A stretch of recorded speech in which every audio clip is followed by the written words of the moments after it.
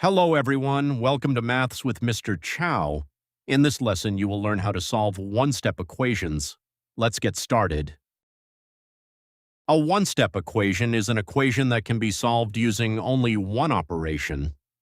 That operation could be multiplication, division, addition, or subtraction. Let's look at some examples. 6x equals 24, 5 plus x equals 12, y minus 8 equals 15. In the next few examples, we'll learn how to solve these equations step by step. Let's solve our first equation. We have 6x equals 24. Since x is multiplied by 6, we divide both sides by 6. 24 divided by 6 equals 4, so x equals 4. Let's try another one. 8y equals 40. Again, divide both sides by 8. 40 divided by 8 equals 5, so y equals 5. Notice that we always use the opposite operation. Now let's look at addition.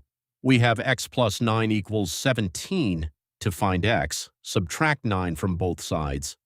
17 minus 9 equals 8, so x equals 8. Now it's your turn. Pause the video if you need more time. What is the value of a?